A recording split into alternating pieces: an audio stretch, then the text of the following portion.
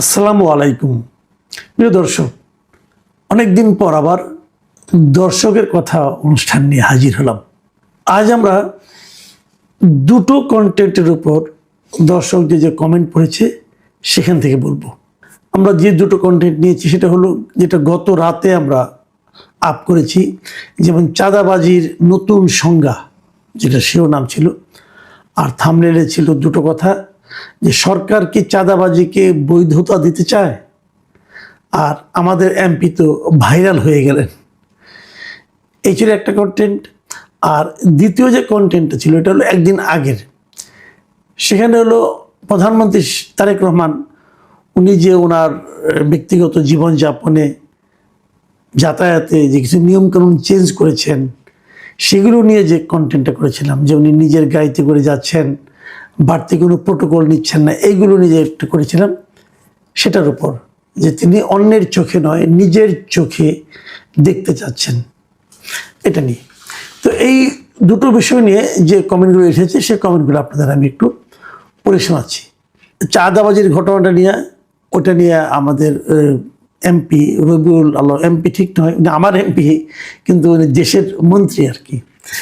তো উনি যে বলেছিলেন যে চাঁদাবাজ থেকে উনি মানে আপোষে যেটা নেওয়া, সমঝোতার মাধ্যমে যেটা নেওয়া হয়, এটা উনি চাঁদা বলেন না, এই ধরনের কথা বলেছিলেন। এটা নিয়ে ব্যাপক বিতর্ক হয়েছে, এটা নিয়ে অনেক কথা হয়েছে। সেটার প্রেক্ষিতে মিস্টার শামীম নাজির লিখেছেন, ভাই এলাকার এমপি আমারও, রবিউল ভাই কথাটা ঠিক বলেন নাই, হয়তো কথাটা উনি অত ভেবে বলেন নাই, কিন্তু ভাইরাল হয়েছেন একটু বেশি, আমারও আসলে তাই মনে হয় ভাই। যাই হোক, হজরত লিখেছেন, কি সুন্দর বড় ভাইয়ের মতো সতর্ক করলেন, একই ডিপার্টমেন্টে পড়া, নিজের এলাকার এমপি, তাছাড়া আরও সম্পর্ক আছে। আজ যদি আলী রিয়াজের সাথে এমন সম্পর্ক থাকতো তাহলে হয়তো গণভোট, জুলাই সনদ বাস্তবায়নের পক্ষে যুক্তি থাকতো আপনার। এই সরকারের প্রতি কত সফট কামাল ভাই। ভাই হজরত সাহেব, আমি আপনাকে একটা কথা বলি, আমার সঙ্গে পার্সোনাল রিলেশনের সঙ্গে আমার বক্তব্যের কোনো সম্পর্ক আপনি পাবেন না। আমার সঙ্গে খুব ভালো সম্পর্ক, কিন্তু তার যদি কোনো একটা কাজ, কোনো একটা বিষয় আমাকে যদি বিস্মিত করে, আহত করে, অথবা আমি যদি যুক্তি খুঁজে না পাই, আমি অবশ্যই সেটা নিয়ে কথা বলি। এবং কথা বলার সময় আমি কখনো খেয়াল করি না যে তার সঙ্গে আমার কেমন সম্পর্ক। আপনি যে আলী রিয়াজের কথা বললেন, ডক্টর আলী রিয়াজ উনি আমার টিচার ভাই, উনি আমার ডাইরেক্ট টিচার।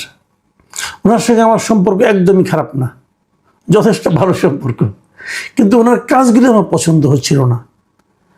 উনি আমার টিচার, ওনাকে আমি শ্রদ্ধা করি, ওনাকে আমি এখনও স্যার ডাকি, সবসময় স্যার ডাকি, কিন্তু পাশাপাশি আরেকটা জিনিস হলো কি, আমার টিচারের চেয়ে তো আমার দেশটা বড়, তাই না? আমার বন্ধুর চেয়ে আমার দেশ বড়, এমনকি আমার ভাইয়ের চেয়েও আমার দেশ বড়। যদি কোনো কিছু আমি বুঝি যে আমার দেশের বাইরে যাচ্ছে, দেশের বিপরীতে যাচ্ছে, আমি বলবো না? আলী রাজের সঙ্গে যিনি ছিলেন মনির হায়দার, উনি আমার কলিগ ছিলেন দীর্ঘদিন, আমরা একসঙ্গে কাজ করেছি, পাশাপাশি বসে কাজ করেছি। মনিরের সঙ্গে আমার সম্পর্ক খুবই ভালো, কিন্তু তাই বলে কি মনিরের সমস্ত যে কাজগুলো আমার পছন্দ হয় না সেটাকে আমার সমর্থন দিতে হবে? তা তো আমি দেবো না। কাজে আপনি যে আমি কারোর প্রতি সফটও না ভাই, এই সরকারের প্রতি আমি সফট না।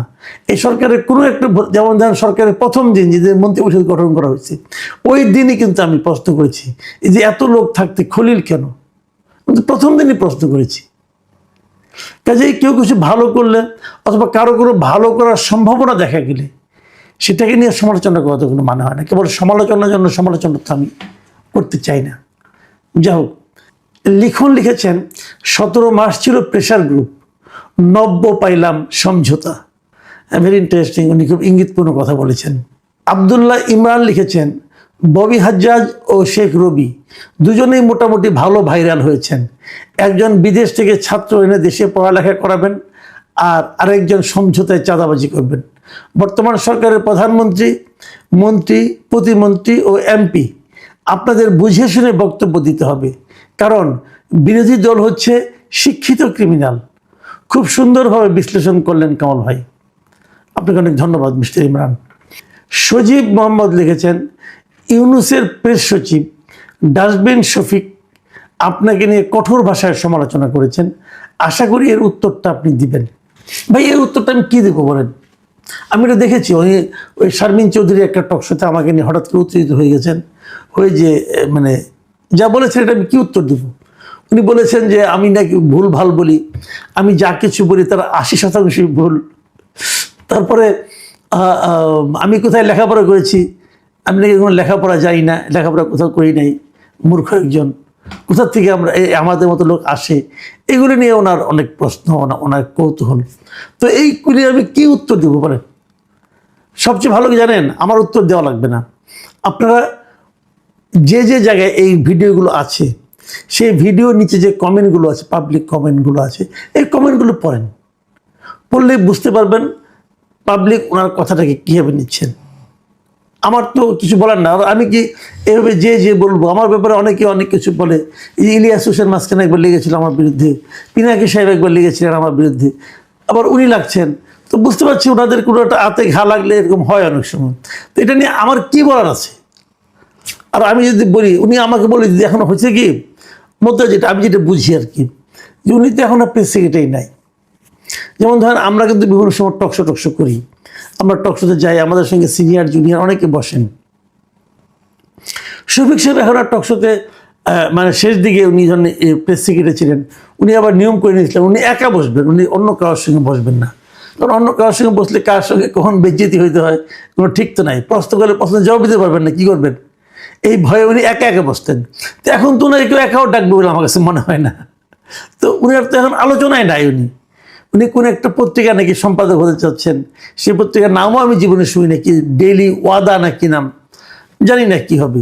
ইংরেজি পত্রিকা কে পড়বে বলতে পারবো না। যাই হোক, আমাদের এখানে ইংরেজি পত্রিকার পাঠক অনেক বেশি আছে সেটাও জানি না। এখন ওনার তো আলোচনায় থাকতে হবে। এখন যদি উনি আমাকে একটু গালাগালি করে আলোচনায় থাকতে পারেন, তো আমি এতে কি বলবো, বরং আমি একটু খুশি থাক, ভদ্রলোক আলোচনায় থাকুক, অসুবিধাটা কি। যাই হোক, শাহনাজ আক্তার লিখেছেন, আসসালামু আলাইকুম স্যার, এখন তো নতুন সরকার আসলো, আনিস আলমগীর স্যারের জামিনের বিষয় কি একটু জানতে চাই স্যার। আজকে 2 মাস 6 দিন হয়ে গেল, আনিস আলমগীর স্যারেরা এখনো জামিন হয়নি। হ্যাঁ, এটা খুবই আসলে উদ্বেগের বিষয়। আমরা মনে করি, আমি সরকারের কাছে দাবি জানাচ্ছি, আনিস আলমগীরের যদি সে জামিন পায় তো জামিনটা দয়া করে আটকে রাখবেন না। জাহিদুল ইসলাম লিখেছেন, আসসালামু আলাইকুম ওয়া রাহমাতুল্লাহ, সমঝোতার ভিত্তিতে চুপ থাকলাম। জাহিদুল ইসলাম, শিক্ষক, 5 রাইস, চট্টগ্রাম। ঠিক আছে ভাই, আপনার রসজ্ঞান আমাকে মুগ্ধ করেছে। সাথী খান লিখেছেন, জনাব মাসুদ কামাল সাহেব, অতীতে আপনাকে অনেক ঘৃণা করেছি, সবসময় মনে হতো আপনি আওয়ামী লীগের বিপক্ষে বলেন, কিন্তু আমার ধারণা ভুল ছিল। আপনি সবসময় সত্যিটা তুলে ধরার চেষ্টা করেন। আমি নিজেও সত্যের পক্ষে, আমি কোনো জুলুম নির্যাতনের পক্ষে নই। সত্যি কথা বলতে কি, আপনি অসাধারণ একজন মানুষ। আপনি সবসময় ন্যায়ের পক্ষে, অন্যায়ের বিরুদ্ধে থাকবেন। কার পক্ষে গেল কার পক্ষে গেল না সেটা দেখার প্রয়োজন নাই। আপনার সুস্বাস্থ্য দীর্ঘায়ু কামনা করছি, ভালো থাকুন পরিবারের সবাইকে নিয়ে, আল্লাহ হাফিজ। আপনাকে অনেক ধন্যবাদ এবং কৃতজ্ঞতা। জান মোহাম্মদ লিখেছেন, আমিও খুব খুশি উনি যে এভাবে আমাদের দেশটাকে নেতৃত্ব দিয়ে প্রচলিত কিছু নিয়ম কানুন বদলে দিয়ে আমাদের দেশটাকে এগিয়ে নিয়ে যেতে পারেন। মহান আল্লাহ তাআলার নিকট এই দোয়াই করি, আল্লাহুম্মা আমিন। এটা হলো ওই তারেক রহমান যে ওনার গাড়ির বহর কমিয়েছেন, নিজের গাড়িতে যাচ্ছেন, নিজে তেল কিনছেন এবং রেড সিগন্যালে দাঁড়াচ্ছেন, এই যে নিউজটা ছিল, এই যে কন্টেন্ট ছিল, সেই প্রসঙ্গে উনি এই কথা বলেছেন যে এভাবে যেন উনি দেশটাকে নেতৃত্ব দিতে পারেন। এখন যেগুলি পড়ব সবগুলো ওই কন্টেন্টের ভিত্তিতে। বিজয় সরকার লিখেছেন, মাননীয় প্রধানমন্ত্রী, আপনার সিদ্ধান্তকে সম্মান ও বিনম্র শ্রদ্ধা। এইভাবে যদি চলতে পারেন তাহলে অনুকরণীয় হয়ে থাকবেন। আপনি দেশটাকে, আমাদের ধ্যান ধারণাকে বদলে দিলেন। রিমন জাহিদ লিখেছেন, মাশাল্লাহ, যতই দেখছি ততই অবাক হচ্ছি। মানে এই সরকারের কর্মকাণ্ড হতো। ন্যাচারাল বিউটি বিডি লিখেছেন, ভাই আপনাকে আমি আজ 5 বছর যাবৎ ফলো করি। এই লম্বা সময়ে আপনাকে আমি যতটুকু বুঝতে পারছি, আপনি খুব ভালো জানেন কোথায় কোথায় তেল দিতে হবে। যাই হোক, আপনি আমাকে ফলো করেছেন এবং বুঝতে পারছেন কোথায় কোথায় তেল দেওয়া হবে। আচ্ছা, মানুষ তেল দেয় কেন এটা বলেন আপনি?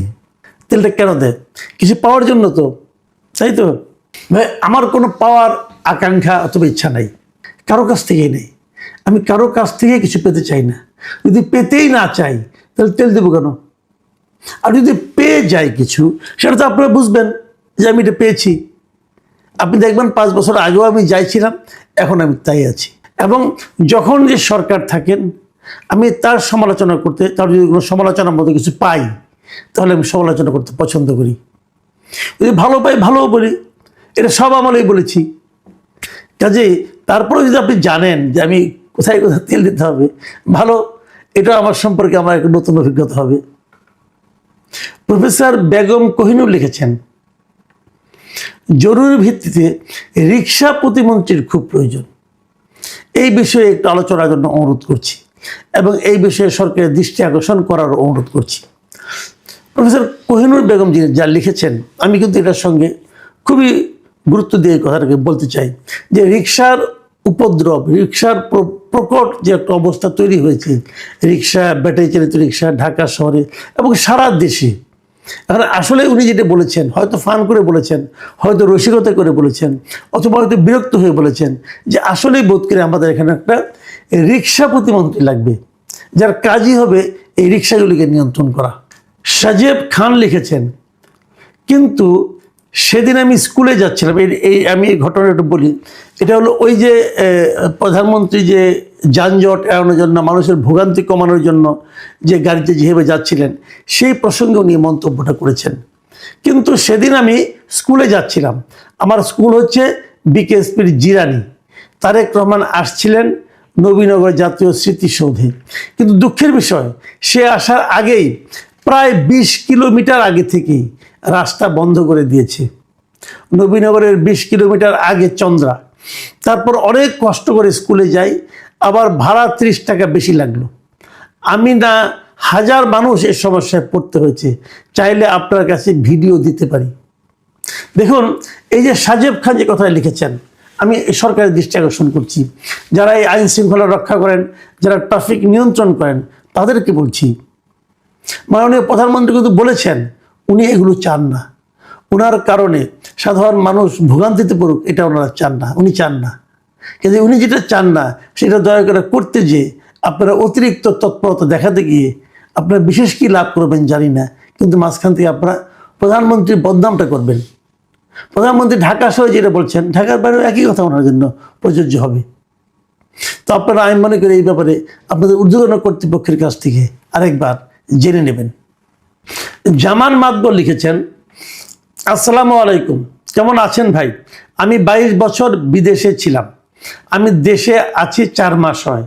জীবনে কখনো ভোট দেই নাই, এবারও দিতে পারি নাই। কেন?